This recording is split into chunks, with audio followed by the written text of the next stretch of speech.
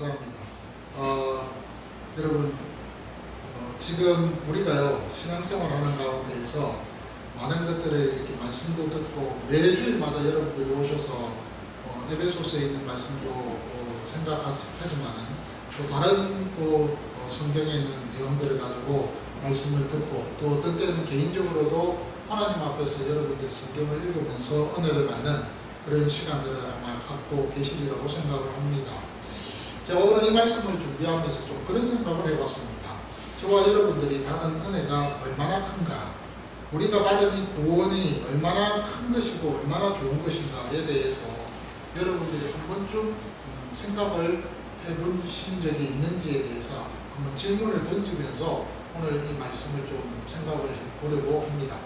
사실 사도 바울이 에베소서 3장 1절에서 13절까지의 그 내용에서 사실은 2장까지 언급되어졌던 그 내용들이 우리가 잘 아는 대로 하나님께로부터 받은 은혜의 그 놀라움과 구원의 그 은혜가 얼마나 큰지에 대해서 그 부분에 대해서 바울이 에베소 교회 성도들에게 지금 알려주고 있는 것은 사실입니다. 그래서 그 받은 은혜가 너무 놀랍고 그 특권이 너무나 굉장한 것이기 때문에 그 특권을 누림에 있어서 너희들이 어떤 식으로 그 특권을 누렸으면 좋겠다에 대해서 사실은 이제 이야기를 좀 해줘야 되는 것이 바울에게 있어서 당연한 일입니다. 그런데 지난주에 제가 말씀드린 대로 3장부터 그 내용이 좀 달라지고 있다고 했습니다. 3장에 있는 1절에서 보면 느닷없이 갇힌 바 된 나 바울은이라는 말로서 그 문구가 시작되어지고 있는 것을 보게 됩니다. 갇힌 자 된 나 바울이 에베소 교회 성도들에게 지금 바울이 하는 말이 나는 감옥에 갇혀 있다고 했습니다. 그래서 사실 이 에베소서는 옥중서신이라고 그렇게 이야기하는 것을 여러분 안다고 했지 않습니까? 옥중서신의 그 내용들이 골로새서, 에베소서, 빌립보서 이 세 개의 서신은 바울이 감옥에 갇혀 있을 때에 그때에 해당되는 그 지역에 있는 교회 성도들에게 보낸 서신이었다고 그렇게 말씀을 드렸습니다. 그래서 느닷없이 바울이 감옥에 갇혀 있는 그 부분에 대해서 언급을 하면서 에베소 교회 성도들에게 내가 지금 감옥에 갇혀 있는 것이 너희들에게 있어서 굉장히 걱정스럽고 힘들고 어떤 때는 불안하다고 그렇게 생각할 수도 있겠지만 그러나 그렇게 너희들이 생각하지 말아라 고 하면서 지금 1절부터 13절까지 그 내용의 말씀을 가지고 언급을 하는데 그 내용의 말씀에 있어서 왜 걱정을 안 해도 되는지에 대한 그 이유를 지금 2절에서 그리고 2절부터 시작해서 12절까지 쭉 설명을 합니다. 그런데 2절부터 12절까지 설명하는 그 내용들이 가만히 살펴보면은 한 문장으로 되어 있습니다. 우리가 보면은 2절부터 12절까지 읽어보시면은 우리 한글 성경에는 마침표를 찍듯이 그렇게 딱딱딱딱 그 어떤 문구들이 서술형으로 딱딱 끊어집니다. 그런데 원문에서는요, 전부 다 이 마침표가 아니라 쉼표로 되어 있습니다. 그래서 그 모든 2절부터 12절까지의 그 모든 내용들이 다 한 문장으로 되어 있어요. 그 한 문장으로 되어 있는 이 긴 문장 속에서 바울은요, 지금 에베소 교회 성도들에게 너희들이 정말로 받았던 이 구원의 은혜가 얼마나 가치가 있고 얼마나 큰 것인가에 대해서 좀 알면 좋겠다. 만약에 그 사실을 알고만 있다면 내가 지금 감옥에 갇혀있는 이 상황들에 대해서도 너희들이 이해가 될 뿐만 아니라 감옥에 갇힌 그 일로 인하여서 하나님께서 그리스도 안에서 너희들을 통하여서 나를 통해서 행하실 그 일이 어떤 일인지에 대해서 너희들이 알게 될 것이다 하는 그 부분에 대해서 지금 2절에서 12절까지의 내용을 통해서 지금 에베소 교회 성도들에게 가르쳐주고 있다는 사실입니다. 그러니까요, 사실은 지금 바울은 그 부분에 대해서 우리에게 지금 알려주면서 우리로 하여금 저와 여러분들이 받은 이 구원의 은혜가 얼마나 놀랍고 가치 있는가에 대해서 한 번은 좀 느껴보았으면 좋겠다는 사실입니다. 실제적으로 여러분, 우리가 어려운 공경에 처해 있을 때요, 누군가가 나를 도와줬다. 이거 굉장한 겁니다. 그렇잖아요. 어려운 공경에 있고 힘든 일이 있는데 그럴 때에 누군가가 나를 도와주면 그때 그 살았다는 그 기분도 있지만은 그 살았다는 그 기분 속에서 그렇게 나를 살려준 그 사람에 대한 그 뭐랄까 감사, 그리고 그에 대한 참 은혜에 대해서 언제나 감격해야 하면서 그 사람을 대하지 않겠습니까?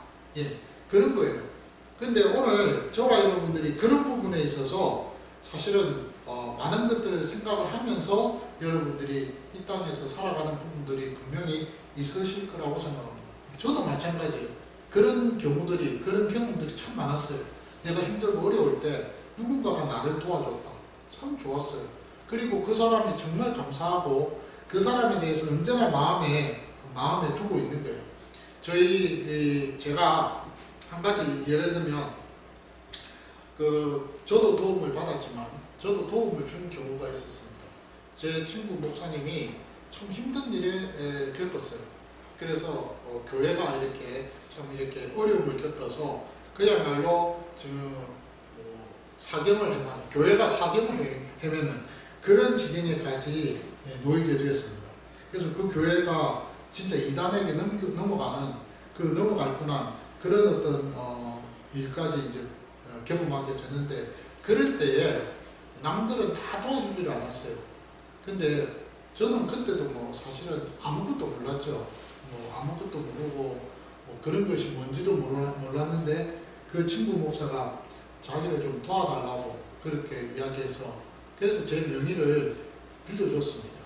그래서 이 교회 명의로 해서 경매를 그 교회를 위해서 받았어요. 그리고 나서는 감사하게도 그 경매가 우리가 그 교회를 받게 된 거예요. 너무 감사하죠. 한 6교회가 그 경매 속에서 이 교회를 살려고 경매를 하려고 했는데 그 중에 한 교회인 우리 교회가 그것을 하게 됐어요. 그래서 그 교회가 살아난 거예요. 그리고는 너무 감사한 것은 한 1년 반 동안을 제가 그 교회의 담임 목사로, 실질적인 담임 목사는 아니에요. 그냥 명칭만 담임 목사로 그래서 2교회를 제가 담임하는 그런 해프닝이 있었습니다. 한 1년 6개월 동안. 그런데 그리고 나서는 한 1년 6개월 만에 행정적으로 정리를 하고, 그리고 또 세상에 어떤 행정적인 부분도 있어서 고유번호증이라든지 이런 것들을 다 넘겨줬습니다. 원래 이제 우리 교회가 갖고 있던 고유번호증을 가지고 그 경매를 낙찰을 받았기 때문에 우리 교회 그 교회 번호를 그 사람들한테 줘야 되는 그 교회.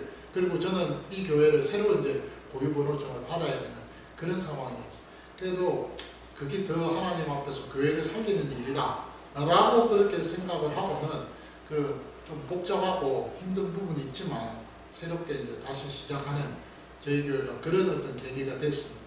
근데요, 벌써 한 20년, 제가 한 여기 10년 이상 됐죠? 10년 이상. 2007년도에 왔습니까? 2007년도에 왔습니까? 16년 됐습니까? 16년 됐습니까?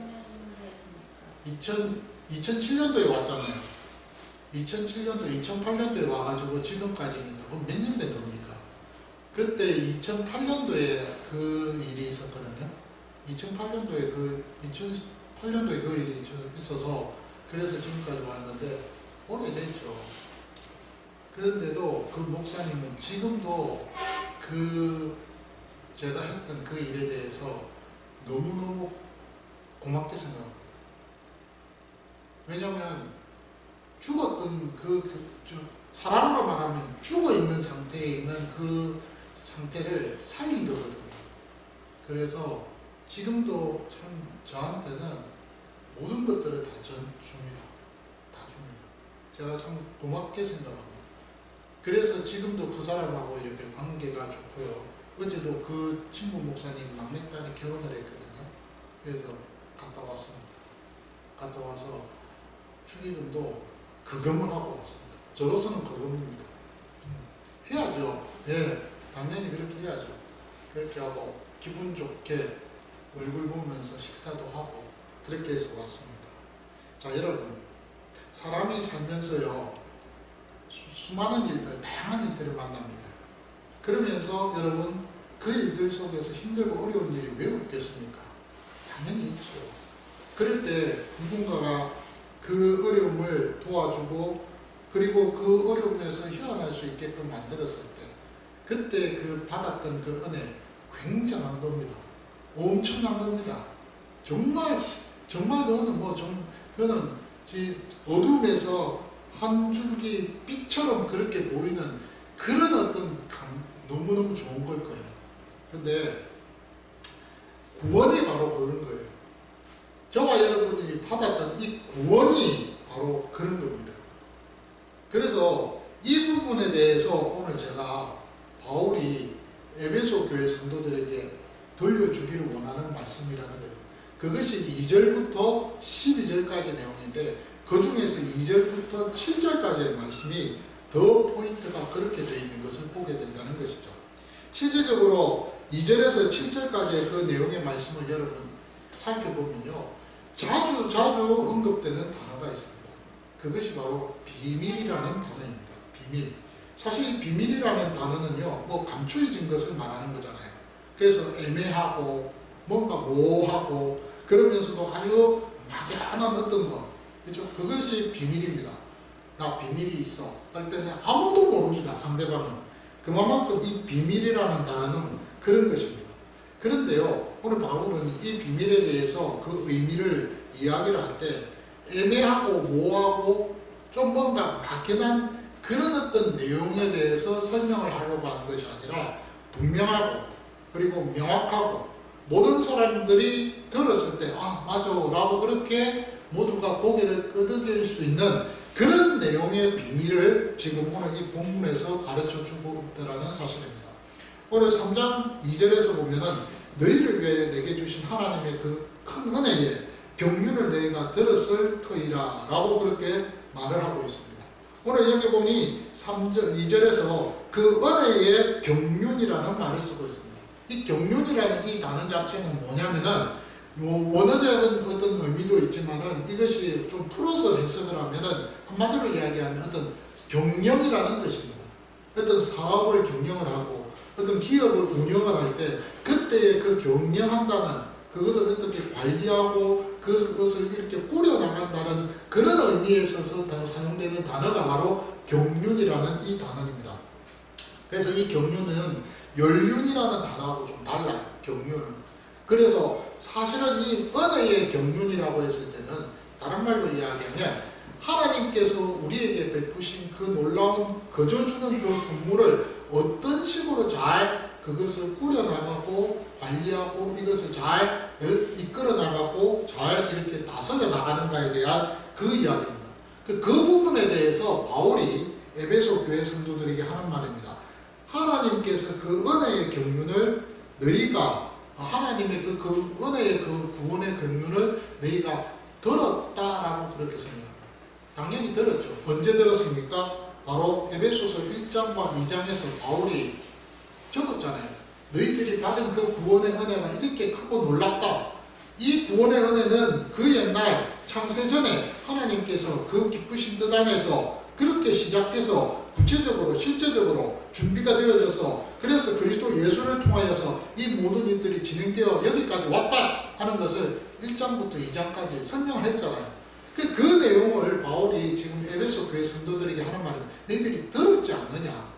그래서 3장 2절에서 너희들이 들었다. 그 경륜의 은혜의 경륜을 너희들이 들었지? 라고 그렇게 이제 말합니다. 그러면서 3절에서 곧 계시로 내게 비밀을 알게 하신 것은 이라고 했습니다. 계시로 내게 그 비밀을 알게 하셨다. 예, 여러분 이것을 바울은요 비밀이라고 했습니다. 이 구원의 은혜의 경륜을 가리켜서 비밀이라는 이 단어를 사용하고 있습니다. 그러니까 애매하고 모호하고 좀 아리송한 그런 어떤 내용으로서 너희들이 이것을 알기를 원치 않고 나는 분명히 그리고 확실하게 그리고 명확한 이 내용을 가지고 내가 너희들에게 알려준 이것을 너희들이 좀 알기를 원하는데 이 비밀을 어떻게 나는 알았느냐? 계시를 통해서 알았다고 해요. 그 계시가 뭡니까? 하나님이 바울에게 알려줬다 이 말입니다.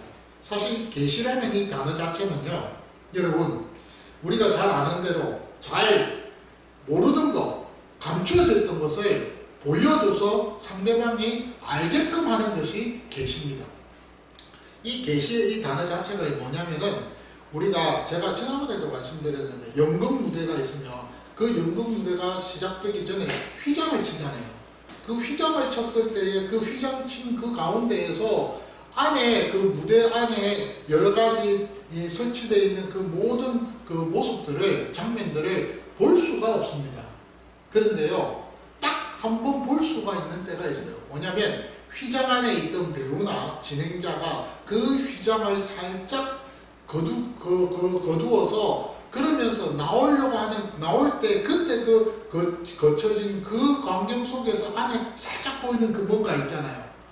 그 상태, 그것이 딱 보고 봤을 때, 이제 준비가 됐네 하고 관객들은 그 안에 있는 여러 가지 시설들과 그 장면들을 보면서 느끼잖아요. 이런 내용으로 하겠네라고 그렇게 느끼는 그때 그 자체가 바로 계시라는 단어의 의미입니다. 그러니까 전면적으로 다 보여지는 것이 아니에요. 일부분을 잠시 보여줄 때 그때 그 상황, 그 순간이 바로 계시라는 단어의 의미라는 거죠. 그런데 하나님께서 바울에게 그렇게 보여주신 거예요. 무엇을? 구원의 은혜에 있어서 그 과정들을 그렇게 짧게 그러면서도 한 부분을 잠시 보여줬어요. 근데 그것이 굉장하더라는 겁니다. 다 보여주면 우리가 감당하기가 힘들어요. 일부 정말 작은 것을 보여줬는데도 그것이 엄청나더라는 거예요. 그래서 그 계시로 인해서 바울이 그 비밀을 알게 된 것을 오늘 3절에 보니까 내가 먼저 간단히 기록함과 같으니라고. 원어에서 여기 간단이라는 말 기가 막힙니다.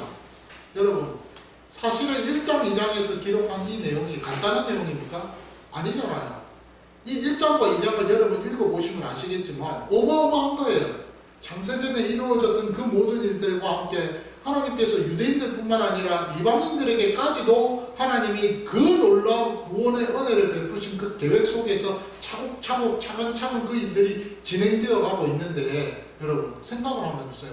이것이 간단한 일입니까? 이거는 굉장한 일이에요. 그런데 바울이 하는 말입니다. 간단하게 너희들에게 기록해서 알려줬다. 그렇게 이야기합니다. 그러면서 바울은 지금 이야기를 하기를 이렇게 이야기합니다. 내가 간단하게 너희들이 알 수 있게끔 했는데 5절에 보니까 그 일이 뭐냐면은 4절에 그것을 읽으면 내가 그리스도의 비밀을 깨달은 것을 너희가 알 수 있으리라. 내가 깨달았던 그 비밀을 너희들도 이제 알 수 있게 될 것이다 라고 하면서 5절과 6절에서 이렇게 이야기합니다. 이제 그의 거룩한 사도들과 선지자들에게 성령으로 나타내신 것 같이 다른 세대에서는 사람의 아들들에게 알리지 아니하셨으니 라고 했습니다. 요 말이 조금 애매합니다. 자, 여러분, 이제 그의 거룩한 사도들과 선지자들에게 성령으로 나타내신 것 같이 사도들과 선지자들, 지난번에 제가 말씀드렸죠. 사도들이라는 것은 뭐예요? 그리스도 예수를 알고 그 그리스도가 예수가 그리스도라는 걸 알고 그 예수가 부활하셨다, 십자가에 죽으셨다는 그 모든 구속 사역에 대해서 알고 있는 사람들, 눈으로 보고 직접 경험했던 사람들, 그리고 그 사실에 대해서 믿고 전하는 그 사람들이 바로 사도들입니다. 그런데 선지자는 뭐라고 했습니까? 에베소서 4장에 있는 말씀대로 교사요, 사도요, 그 다음에 장로요, 목사요 할 때 선지자로 나왔습니다. 예수가 메시아가 되신다는 사실에 대해서 믿고 있는 자들, 그들을 가리켜서 선지자, 말씀을 가르칠 수 있고 전할 수 있고 그 말씀을 통해서 앞으로 미래에 주님께서 하실 그 일들에 대해서 그 뜻들을 가르치는 자들, 선지자들입니다. 근데 그들, 사도들과 그 선지자들 위해서 지금 바울이 하는 말입니다. 성령으로 나타내신 것까지 비밀을 나타냈다는 겁니다. 그 비밀이 뭐예요? 구원의 비밀은 유대인들뿐만 아니라 이방인들도 하나님의 나라의 한 백성으로서 하나님의 가족으로서 권속으로서 다 포함시켰다는 겁니다. 그리고 그 가족들이 결국에는 공동체를 이루어서 무엇이 되었다는 거예요? 교회 공동체가 되었다는 말이에요. 교회 공동체가 되었다는 그 놀라운 사실들을 지금 누구에게? 에베소 교회 성도들의 너희들에게 유대인들뿐만 아니라 이방인들 너희들에게도 가르쳐 줬다는 거예요. 그런데 그 다음 말씀이에요. 다른 세대에서는 사람의 아들들에게 알리지 아니한 이 비밀을 아는 사람은요, 이 비밀을 아는 사람은 딱 하나님이 정해놓은 사람이라 이 말입니다. 다른 세대의 사람의 아들들에게는 알리지 않았다, 가르쳐 주지 않았다는 거예요. 이 말은 다른 말로 이야기하면 정해놓은 사람, 딱 너는 내 것이라고 내가 선택해서 하나님을 부르신 그 사람들에게만 이 사실의 비밀을 가르쳐 줬다는 거예요. 그럼 누구겠어요? 이 에베소 서신을 받고 있는 에베소 교회 성도들이라는 거예요. 이들에게 너희들이 알려줬다고 하면서 6절에서 이는 이방인들이 복음으로 말미암아 그리스도 예수 안에서 함께 상속자로 되고 함께 지체가 되고 함께 약속에 참여하는 자가 됩니다. 세 가지가 나옵니다. 자, 여러분, 오늘 하나님께서 이 굉장한 이 비밀을 알려주신 거예요. 너희들이 첫 번째 비밀은 뭐냐면 이거예요.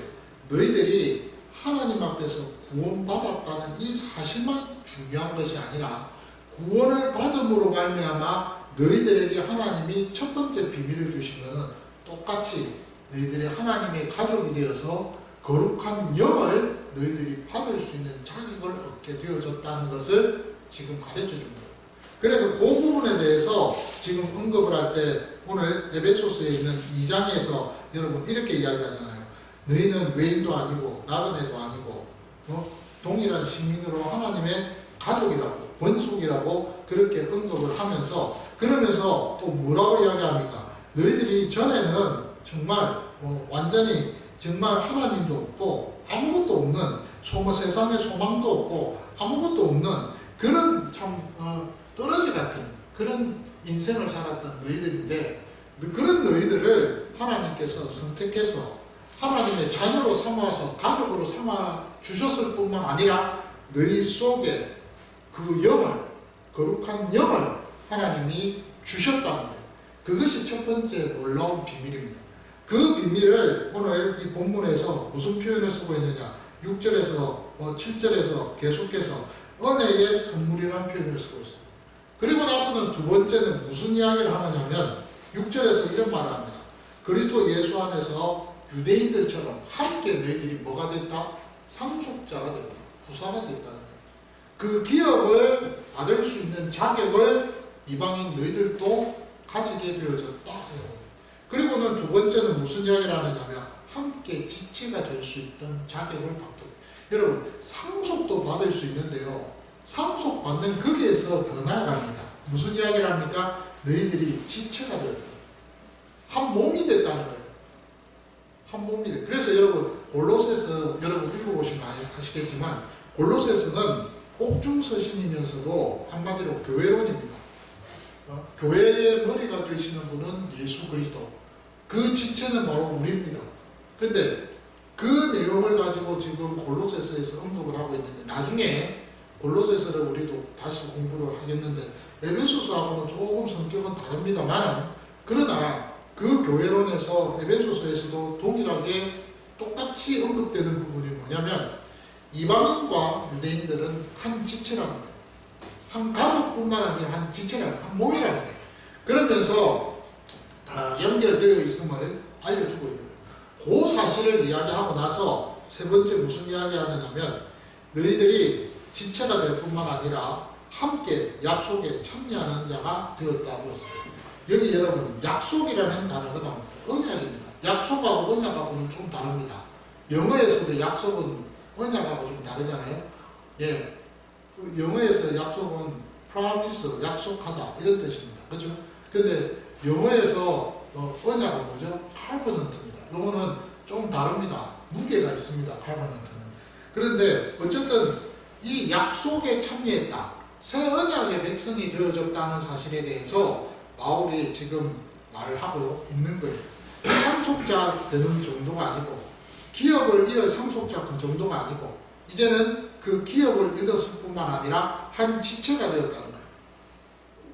예레미야 31장 33절에 보니까 그러나 그날 후에 내가 이스라엘 집과 맺을 언약은 이러하니 곧 내가 나의 법을 그들의 속에 두며 그들의 마음에 기록하여 나는 그들의 하나님이 되고 그들은 내 백성이 될 것이라. 여호와의 말씀이라고 했습니다.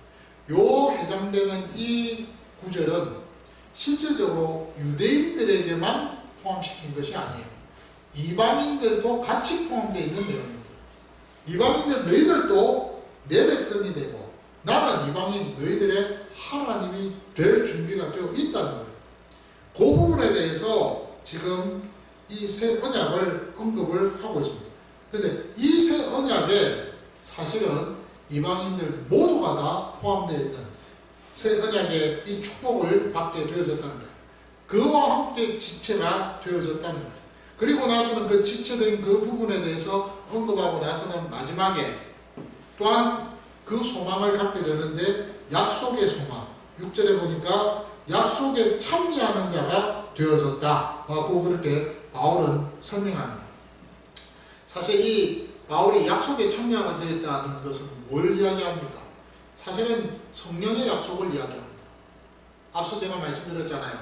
그 비밀에 있어서 하나님 앞에서 이방인들도 똑같이 거룩한 영을 받을 수 있는 자격을 받게 되어졌다고 했잖아요. 그처럼 갈라디아 3장 14절에도 아브라함이 하는 말입니다. 아브라함의 복이 이방인에게까지 미치게 될 것이라고 했습니다. 그래서 갈라디아 3장 14절에 이는 그리스도 예수 안에서 아브라함의 복이 이방인에게 미치게 하고 또 우리로 하여금 믿음으로 말미암아 성령의 약속을 받게 하려 합니다. 그러니까 거룩한 영을 받는 것이 믿음으로 말미암아서 가능하다는 거예요. 그 내용을 가지고 바울이 이야기하면서 오순절에 베드로가 말씀했던 그 내용대로 요엘 선지자가 예언했던 그 내용이 이루어졌다는 것을 밝히고 있는 거예요. 바울이 이렇게 지금 이 약속에 대해서 이야기할 때요, 단순히 거룩한 영을 받았다는 그 자체 내에서만 지금 바울이 쉽게 말을 하려고 하는 것은 아닙니다. 더 나아가서 바울은요, 여기서 무슨 이야기를 하느냐면 부활과 하나님 아들의 그 영광스러운 왕국에 대해서까지도 이방인이 유대인들처럼 똑같이 그 약속을 받게 되어졌다는 거예요. 그러니까 다른 말로 이야기하면 하나님의 권속이 되었다. 이 말은 뭐예요? 하나님의 나라의 시민이 되었다는 거예요. 누가? 이방인들이. 그러니까 여러분 3장 2절에서부터 3장 12절까지 내용을 읽어보시면 그 내용이 어디에서 나오는 내용이냐면 에베소서 1장과 2장에서 앞에서 언급했던 내용을 다시 풀어서 설명하고 있는 것이 바울입니다. 그러니까 이 3장 2절에서 2절에서 12절까지 그 전체 내용을 읽어보시면 에베소서 1장하고 2장에서 다 기록했던 내용을 반복해서 지금 바울이 설명을 하고 있다는 거예요. 그러니까 결국은 무슨 말입니까? 지금 에베소 교회 성도들은 그런 마음을 갖고 있어요. 바울이 지금 감옥에 갇혀 있으니까 얼마나 힘들겠습니까? 걱정도 되지만 불안한 거예요. 왜? 지금 우리의 영적 지도자가 되는 바울이 지금 감옥에 갇혀서 언제 죽을지 몰라요. 그런 상황이 있는 가운데에서 지금 교회가 바로 서가고 소아시아의 에베소 교회뿐만 아니라 유럽의 에베소 교회뿐만 아니라 빌립보 얼마나 많습니까? 소아시아에도 있고 유럽에도 있고 심지어는 고린도도 있고 막 많잖아요. 갈라디아도 있고 막 지금 이 지역 전체에 수많은 교회가 지금 세워져 있는데 당장에 지금 영적 지도자가 아버지가 된다는 이 바울이 지금 감옥에 갇혀 있잖아요. 그럼 갇혀 있으니까 지금 당장 지도자가 없는데 교회가 어떻게 되겠어요? 혼란스럽고 큰일 나죠. 무너질 수밖에 없는 그런 상황에 처해 있는 거예요. 그런 가운데에서 불안한 거죠. 그런데 바울은 그럴 때 뭐라고 한마디 합니까? 야, 너희들은 지금 내가 감옥에 갇혔다고 걱정해? 너희들은 그 감옥에 내가 갇혀있다고 좀 불안하냐? 천만의 말씀입니다. 내가 너희들에게 지금까지 가르쳐 준 거 한번 생각해봐라. 너희들이 받았던 그 구원의 은혜가 얼마나 크냐. 그 은혜에 대해서 너희들이 잘 알고 그것을 느끼고 감지하고 그것을 공감하고 그것을 공유하고 그것에 대해서 너희들이 뼈저리 있게 느끼고 있다면 내가 없다 하더라도 감옥에 갇혀 있어서 내가 죽는다 하더라도 너희들이 충분히 이 상황에서 그 믿음을 가지고 그 어려움을 넉넉히 이겨나갈 수 있는 그런 사람들이 될 수 있을 거야 라는 것을 오늘 3장 2절에서 12절까지 그 내용을 가지고 설명하는 거예요. 걱정하지 말라는 거예요. 내가 죽는 것도 하나님 뜻이지만 그렇게 해야 또 하나님께서 이 교회 공동체를 세워나갈 수도 있는 거야 라는 거예요. 그 부분을 지금 2절에서 12절까지 언급하고 있는 겁니다. 굉장한 거죠. 제가 오늘 이 말씀을 준비하면서 그런 생각을 해봤습니다. 저와 여러분들이 앞서 제가 서두에도 설명을 드렸듯이 내가 받은 이 구원의 은혜가 얼마나 크고 참 놀랍고 굉장한 거냐, 이거 여러분들이 한 번은 좀 느껴보고 계셨는지 모르겠습니다.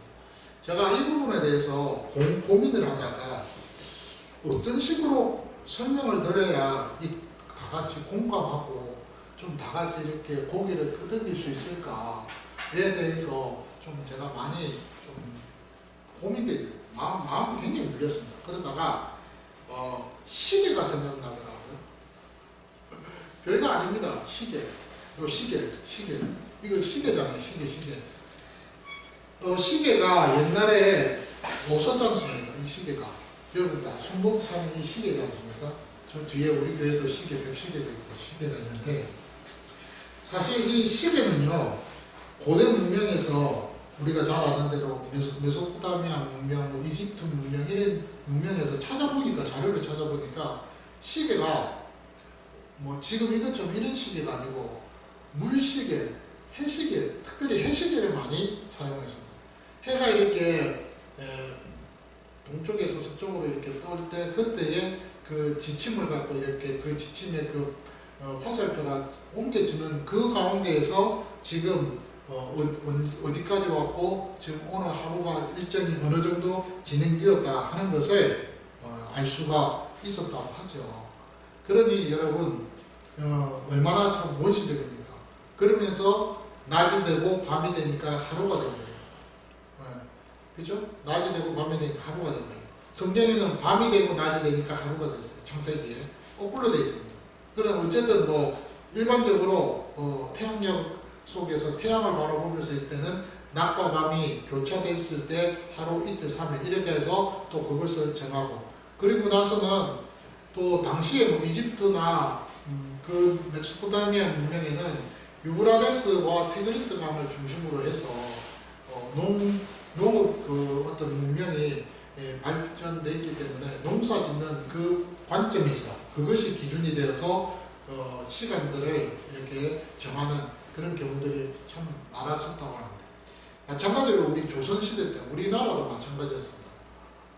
삼국시대 때나 또는 고려시대 때나 조선시대 때, 그때 우리들만의 어떤 시계를 가지고서 그러면서 농사를 짓는 그런 부분들이 참 많았습니다. 근데 우리는 양력도 있지만 음력도 있잖아요. 음력이라는 것이 뭐냐면은 간단하게 이야기하면 농사 짓는 그 시간을 기준으로 해서 정해놓은 것이 음력입니다. 간단하게 이야기하면 그런 거더라고요. 근데 실질적으로 시계가 보편화가 되고 대중화가 된 것, 저는 그걸 이야기하려고 합니다. 시계가 보편화가 되고 대중화가 되려고 했던 계기는 언제냐면 1차 세계대전 이후였다고 합니다. 1차 세계대전 이후에 군인들이 시계가 없으면 전쟁을 못했다고 해요. 그래서 그 시계를 가지고 그 시계가 손목시계로 바뀌게 된 겁니다. 그전에는 어떤 시계였느냐면, 여러분 이 영화에서도 가끔씩 보면 알겠지만은 이렇게 동그란 시계를 갖다가 이렇게 체인에 묶어갖고 호주머니에서 탁 끄집어내서 탁 이런 거고 탁 조금 열고 하는 거 있죠. 그런 시계 아시죠? 그런 시계였다고 합니다. 그런 시계가 1차 세계대전 이후가 됐을 때는 이런 손목시계로 다 대중화가 되고 다 변화가 되는 그런 어떤 상황이 됐다고 하죠. 근데 어쨌든 여러분, 시계가요 모든 사람들에게 혜택을 주고 또 도움을 주고 모든 사람들이 그 혜택을 받게 된 것은요 몇 년 안 된다는 거예요. 얼마 안 됩니다. 특별히 여러분, 우리 조선시대 때 제가 세종대왕 이야기를 여러분 주보에다 올렸는데, 장영실이라는 분을 통해서 해시계를 만들어서, 그래서 세종대왕이 조선에 있는 그 백성들이 어려움을 겪지 않고 농사를 잘 짓도록 하기 위해서 만든 것이 해시계잖아요. 그 전에는 궁중이나 이런 여러 뭐랄까 그 고을들 마을들에서 해가지고 이럴 때에 한양에서 종을 땡 치면 그 종 소리를 듣고 저도 참 기가 막혔습니다. 진짜 문헌에 그렇더라고요. 팔도에 있는 각 성에 있는 그 종소리가 굉장히 크거든요. 그리고 옛날에는 우리가 잘 아는 이런 소음이 없기 때문에 종 한번 땅 치면 그게 쫙 퍼져나간대요. 그러니까 여러분 종 한번 땅 치고 나면 그러고 나면 어떻게 하면 그 종소리를 예를 들면 가까운 성 어떤 다른 성이 있지 않겠어요? 한양의 중앙에 성이 있으면 그 옆에 또 성이 하나 있지 않겠어요? 그럼 그 성에 있는 사람이 그 소리를 듣고 따라서 종을 땡 친답니다. 그러면 그 종을 들은 사람이 또 다른 성에 있는 사람이 그 종을 듣잖아요. 그럼 또 땡 치는 거예요. 그렇게 하면서 종소리를 들으면서 그 앞에 종소리를 들으면서 그 당사자들이 그 성에 있는 사람들이 시각을 알려줬대요. 그럼 자 여러분 한번 보세요. 종 치는 것이 어떻게 되어 있어요? 시간차겠죠. 동시에 땅땅 쳐야 되는데 그것이 아니라 조금씩 간격의 시간이 있습니까 없습니까? 있잖아요. 그러니까 달라질 수밖에 없죠. 그런 식으로 했다고 해요. 참 기가 막힌 그 시대의 모습들이 아니겠습니까? 그런데 그것이 누구나가 다 사용할 수 있고 누구나가 다 쉽게 알 수 있게끔 그렇게 만든 것이 그것이 1차 세계대전 이후에 이 손목시계였다고 합니다. 우리는 그냥 간편하게 쓰잖아요. 제가 중학교, 고등학교 때 시계 이것은 굉장히 사치품이었습니다. 근데 지금은 마트나 이런 데 가면 이거 얼마짜리입니까? 제 시계는 30만원 좀 넘지만은 일반적으로 5만원, 4만원 이렇게 하는 시계가 있잖아요. 그걸 간단하게 사는 거예요. 제가 왜 이런 이야기를 하느냐면 여러분 우리가 누릴 수 없고 우리가 즐길 수 없는 것을 우리가 누릴 수 있고 즐기게끔 보편화 그리고 대중화를 만들었을 때 그때 그 누림에 대한 그 순간의 기쁨은요 굉장합니다. 안 그래요? 좀 그렇잖아요? 남들은 다 누리는데 나만 못 누리고 있어요. 어떤 특수계층, 특별한 계층 그런 사람들은 누리는데 나는 못 누리고 있어요. 그럴 때 그거 굉장히 기분 안 좋잖아요. 그것을 우리는 특권층이라고 이야기하잖아요. 특권을 가지고 특별한 권리를 가지고 누리는 거예요. 그런데 아무나 그것을 누리게끔 만들어줬을 때 그때 굉장히 기분 좋은 겁니다. 여러분 우리가 구원이 그런 거예요. 구원이 어려울 때 우리가 그 어려움에서 건져내는 것이 참 기분 좋다. 그거는 어떤 당한 사람은 아는데 못 당한 사람 그거에 대해서 경험을 못한 사람은 잘 몰라요. 근데 보편적으로 대중적으로 일반화시켜서 제가 좀 설명을 해보려고 하니까 시계 이야기를 하면서 제가 설명을 드린 거예요. 여러분들과 제가 받은 구원은요 하나님께서 우리에게 특별한 경우에 우리에게 어떤 남들이 누리고 남들이 즐길 수 없는 것들을 즐기게끔 해주신 거예요. 그것을 보편화 대중화시킨 거예요. 구원은요 꼭 유대인들만 구원을 받을 수 있게끔 만들었던 것이 아니라는 거예요. 이방인들도 구원의 은혜를 누릴 수 있게끔 하나님이 허락을 하시고 오픈하신 거예요. 그 가운데에 그 모든 오픈된 그 영역에 누가 포함되어 있느냐? 우리가 포함되어 있다는 거예요. 그래서 제가 그 부분에 대해서 고민을 좀 했습니다. 얼마만큼 내가 그 부분에 감격해하고 감사하고 있을까? 만약 그것을 알고 그것에 대해서 감사하게 생각한다면 정말 한평생 하나님 앞에서 어떤 식으로 살아갈 수밖에 없을까에 대해서 제가 한번 생각을 해봤어요. 바울은요 그 부분을 체험했던 사람입니다. 그렇기 때문에 한평생 자기는 하나님과 결혼했다고 생각하고 죽으라고 주의 일을 했다는 거예요. 복음 전하는 그 일에 힘을 썼다는 거예요. 당시에 바울 그 살았던 당시에는 바울이 그렇게 해야만 해서 그게 전부예요. 그렇게 살 하는 것이 당연하다고 생각했어요. 그런데 저와 여러분들이 이 시대를 살면서 받았던 그 은혜에 대해서 알고 느끼고 그 부분에 대해서 공감하고 맞다라고 여러분들이 인정한다면 우리가 바울처럼 열심히 주의 일 하십시오 라고는 말을 못해요. 왜? 우리 다 사생활이 있잖아요. 직장도 다녀야 되고 뭐도 해야 되고 어떻게 살아야 되고 복잡하잖아요. 바울이 살았던 그 시대와 달리 지금은 복잡하고 다양성 속에 살아갑니다. 그럴 때에 우리는 어떻게 살아가야 될 것인가에 대해서 어떤 방법과 어떤 과정을 거치면서 하나님 앞에서 내가 그렇게 그리스도인으로서 내가 받은 은혜에 대해서 감격해하면서 감사해하면서 살아갈 것인가에 대해서 한 번은 여러분들이 생각을 해볼 수 있어야 된다는 거예요. 저는 그 부분에 대해서 이런 마음을 가지고 됩니다. 내가 지금 살아가는 그 과정의 삶의 현장에서 예수 믿는 사람으로서의 내 정체성을 잊어버리지 않고 그리스도의 향기를 나타내기 위해서 그래도 하나님 앞에서 그리스도인의 마지노선을 나는 무너뜨리지 않고 지키면서 살아가야 되겠다. 저는 그런 결심을 합니다. 저는 그런 결심을 합니다. 지금 우리가 살아가는 이 삶의 현장 속에는요, 예수 믿는 사람도 있고 안 믿는 사람도 있고 성격이 저와 똑같은 사람도 있고 아닌 사람도 있고 다양하잖아요. 그런데 이런 다양한 삶 속에서 저와 여러분들이 살아가면서 분명히 예수 믿는 사람으로서 드러내야 될 부분이 있을 때는 정말 자신있게 그리고 과감하게 나 예수 믿는다라고 말을 할 수 있어야 된다. 그리고 또 그리스도인으로서 내가 이 부분만큼은 내가 지키고 이것은 안 해야 되는 부분이 있을 때는 안 해야 되는 거예요. 하나님 앞에서 마지노선이 있어야 된다는 거예요. 그 부분이 있어야 우리가 신앙생활을 하는 데 있어서 받은 은혜에 대한 그 보답의 보온의 은혜 속에서 우리가 살아가는 삶의 모습이 되지 않을까 싶어요.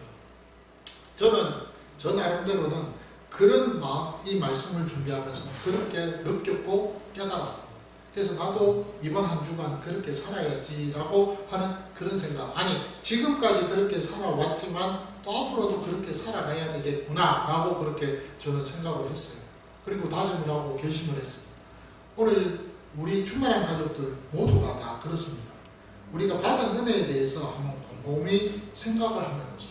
오늘 제가 제목을 하나님의 은혜의 선물이라고 했어요. 그러면서 비밀이라고 했습니다. 예, 맞아요. 비밀이에요. 이것은요, 본인만이 누릴 수 있는 거예요. 남들은 맛볼 수 없는 거예요. 각자 받은 은혜의 구원에 대해서 감격해하고 그 은혜에 대해서 감사하는 그 모습은요, 절대적이지가 않아요. 상대적이에요. 그렇잖아요. 다 개인적으로 달라요. 어떤 사람은 100으로 느낄 수 있고 어떤 사람은 150, 어떤 사람은 80, 어떤 사람은 20.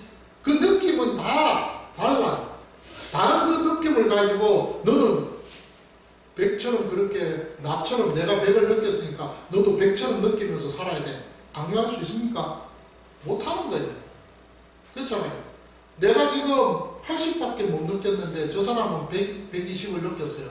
그러면 저 120 느낀 사람에 대해서 내가 80을 느꼈으니까 나도 80인데 너도 80 정도 그렇게 요구할 수 있나요? 아니죠. 마음껏 120을 느낀 만큼 감격해하며 살아가게끔 그것을 독려하고 격려하고 힘을 줘야 되는 거잖아요. 그렇잖아요. 그것을 우리가 다 다양성 속에서 다 다릅니다. 그러나 중요한 것은 그렇게 달라졌을 때 그것을 여러분들이 느낀 것을 100으로 느끼셨어요? 150, 200으로 느끼셨어요? 느낀 만큼 여러분들이 하나님 앞에서 이 땅에서 주어진 삶의 현장 속에서 그리스도인으로서 그 값을 감당하는 그런 삶이 되어져야 된다는 사실. 그렇게 될 때 정말 하나님이 좋아하시고 기뻐하지 않으실까 싶습니다. 그것이 바로 비밀이라는 거예요.